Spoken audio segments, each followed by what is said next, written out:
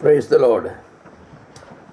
Last week we talked about the tribulation period of Israel and then the restoration of Israel in the land and how God continues to deal with the people. Before God could use Israel, God needs to purify them. In Ezekiel chapter 36 verse 25, we have seen how the Lord said, "Then will I sprinkle clean water upon you, and you shall be clean from all your filthiness and from all your idol, and I cleanse you." The following verse 26 says, "A new heart will be given to people, and a new spirit will be put within them." Unless the Lord will make a drastic change in their very makeup, the people of Israel cannot be used by the Lord. So the Lord talks about taking away the stony heart and giving them a heart of flesh. The verse also predicts how Israel shall obey God's word. Israel is known to disobey God's word, but God is going to change that. And the people are going to obey God and God's word. Verse 26 promises Israel will dwell in the land, and the land that God has promised their fathers. The following verses talks about the prosperity of the land, agriculture and livestock, and all practical areas of their living is going to be prosperous. Ezekiel chapter 37 talks about Israel's numerical multiplication. "Shall these bones live?" was a question that God asked, and God himself answered by a vision to the prophet. As the prophet was viewing and watching, he saw the bones come together, and then sinews and nerves come upon them, and then they're covered with skin, and very soon the breath come into them and they stand up, which pictures the regathering of the nation of Israel. Verse 12 then says, "O my people, I will open your graves and cause you to come out of your graves and bring you into your land in Israel." Not only Judah, but the Israel also shall be brought together from different parts of the world they are, and they shall be made one nation. According to chapter 37 verse 22, "And I will make them one nation in the land upon the mountains of Israel, and one king shall be king to them all, and there shall be no more two nations, neither shall they be divided into two kingdoms." So all Jews will be brought to Israel and be made one nation. In 1948, we know that the nation of Israel was formed after a long break. After AD 70, they were scattered all over the world, and then for the first time after AD 70, in 1948, the nation Israel was formed. But at that time, the population was only some 80,600 people. But by 2005, the population grew to 70 lakhs. In 2009, the population came to 1 crore. Today, the population is more than 1.5 crore. However, double of this population remains outside Israel today. There are more Jewish people in America than in all Israel. We saw how Israel was to be very prosperous. Today, Israel exports 4,000 crore plus worth of dollars worth of agriculture products to the world. Today, they export over 2,500 crore dollars worth of flowers only. However, this growth represents only 10% of their potential. Israel has a long way to go in their economic growth. Israel is a rich nation. However, it is not the richest in the world today. But very soon, Israel is going to be one of the richest in the world.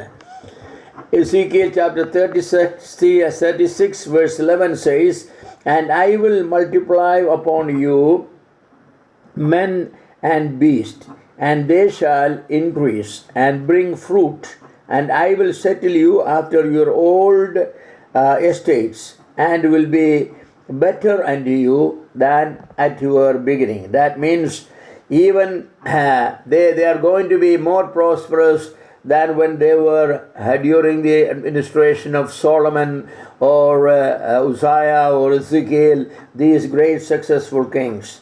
That means Israel will be going to be very rich in the world. How are they going to be rich? The answer is the oil reserve in the world is running short. Oil wells are getting dry. The OPEC nations soon will be dissolved because they have no more oil to sell to the world.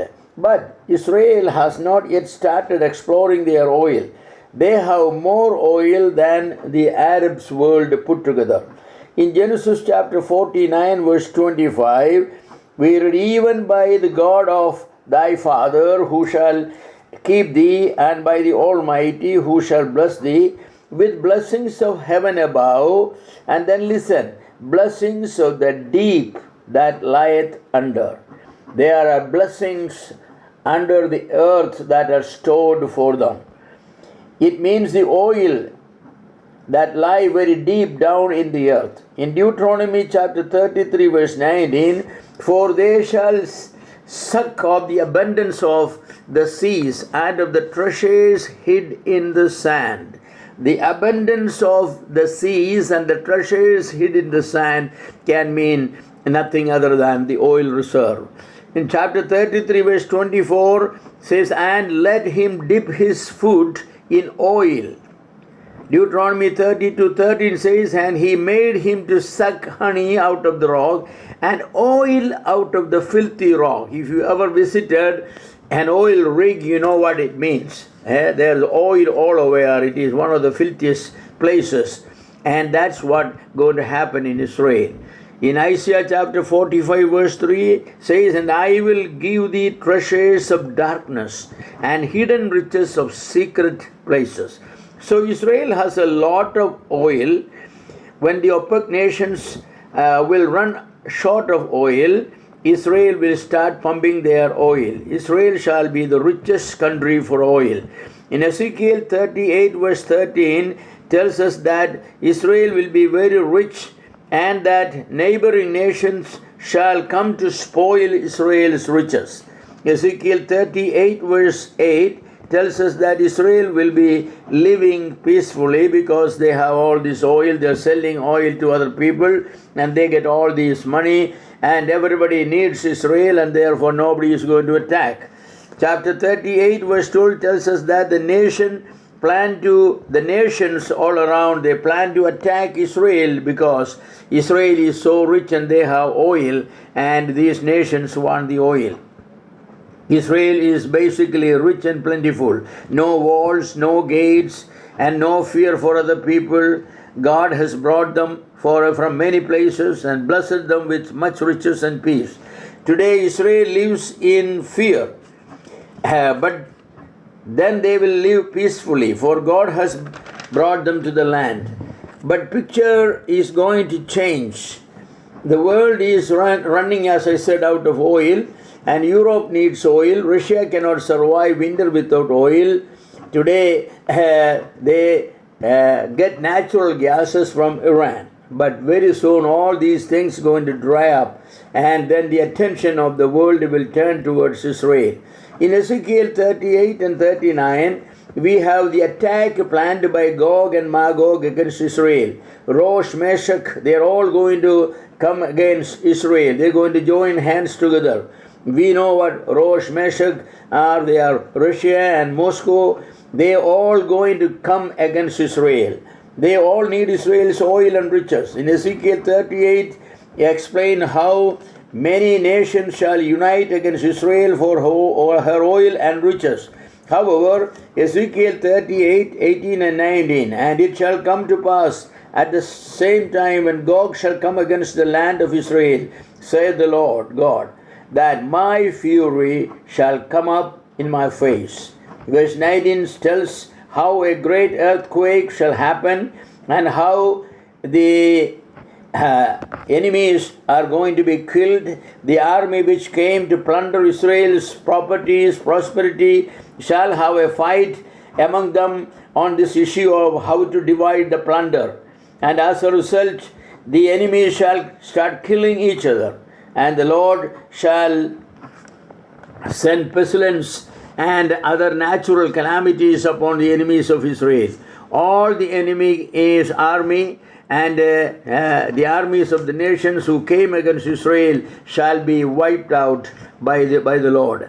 According to Ezekiel 38:5, the enemies include Russia, Iran, Sudan, Ethiopia, Libya, Algeria, Tunisia, Germany, Turkey, Austria, Syria, Lebanon, Jordan, Saudi, Yemen, Oman, Gulf countries, etc. They all came together against Israel.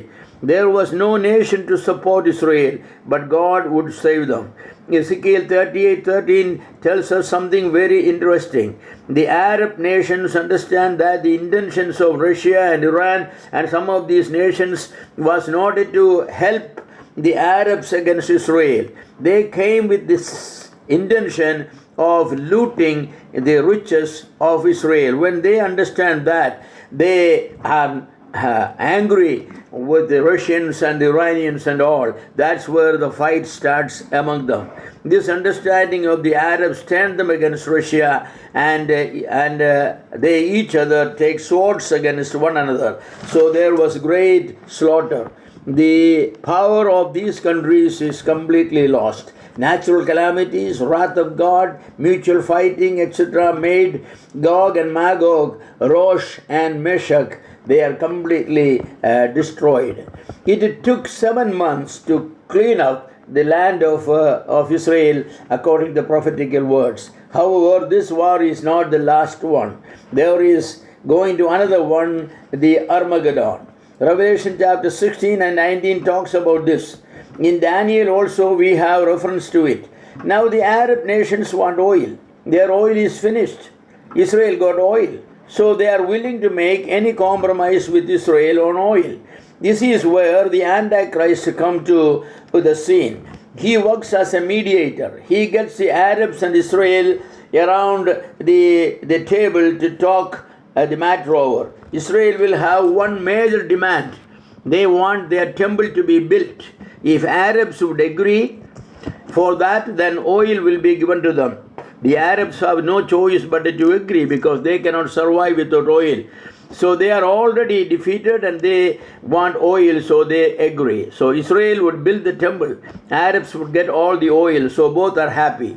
The temple will be completed in months, for Israel already has made all the plans for building the temple. It has been reported that all the materials are ready. Even the stones are counted. All they need is just the permission to build. So within few months the temple is going to be completed. Israel will start worship of Jehovah. Arabs and Jews, there is no more fight. There is complete peace. But see, the Antichrist come from Europe.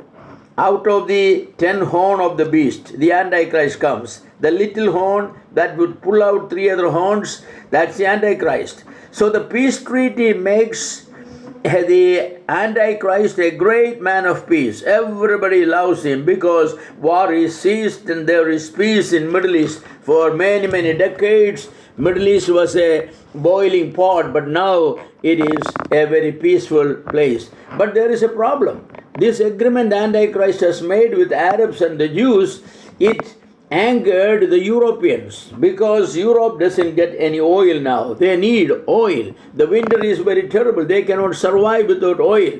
Besides, the Antichrist is from the Europe.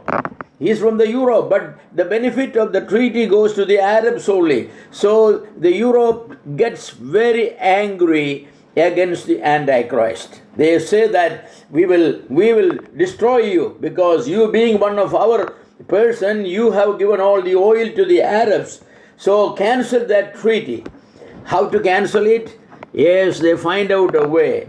The Antichrist shall install his idol in the holy place and will require the Jewish people and the Arabs to worship that idol. See, these people are monotheists, the Arabs and Israel. They refuse to worship the idol. Therefore, great persecution starts. Europe joins them in persecuting the Jewish people, and the Jewish people finally will run to the Arabs, to Arabia. This happens in the middle of the 7-year peace treaty. So the great tribulation starts as far as upon Israel is concerned.